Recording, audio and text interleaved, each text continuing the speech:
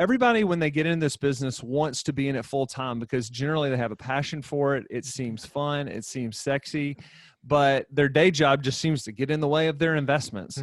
Spencer and I didn't do that, and we crashed really hard. But talk a little bit about the kind of internal struggle, because I know real estate, or at least it sounds like real estate's your passion, but talk about the internal struggle of you're on a plane, you don't want to be on a plane, but you know it's the right thing to do so that you can build your passive business. Yeah. So, the good thing I had is I never had the inclination to quit my job.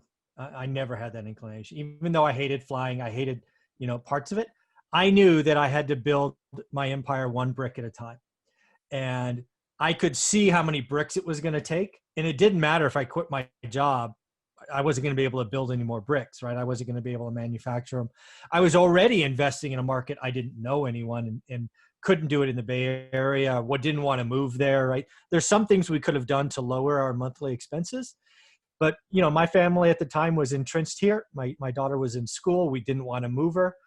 So my 8-figure monthly nut wasn't going to change. So thankfully, I never had that. I actually think it is a mistake for most people. I think social media, the flashing of the checks, the stacks of paper, the bands, whatever you want to call it, is a disservice. I tell people you need to bust your ass from 8 to 8. You don't have to love it, but somebody's paying you to do that. And then you need to sacrifice other things in your life, especially if you're going to be a buy and hold investor, right? If you're going to be a flipper or a wholesaler and you can live on ramen noodles for a couple of years, go for it. But if you got to remember, right? I start this journey at 30. That means I already have a mortgage payment. That means I have a daughter she was probably 8 or 9 at the time, right? We already have a couple of car payments. We already have monthly expenses, and what we had 40 grand, right? So I could have lived 4 months without a paycheck. I mean, that would have been crazy. So I think most people quitting their jobs are hurting themselves. They are putting too much pressure. They are not allowing themselves to learn a market. They are about to turn real estate from fun and exciting into stressful and dangerous. There's very, very, very, very little upside to just quit your job on a whim. However, I am living proof. If you get to the end of the day and you have enough and you walk into work one day and something has changed, you can quit. I had planned to quit when I was 50. Again, I was in sales, as I mentioned earlier, and that meant every year you get a new team, you get a new quota, and potentially a new leader.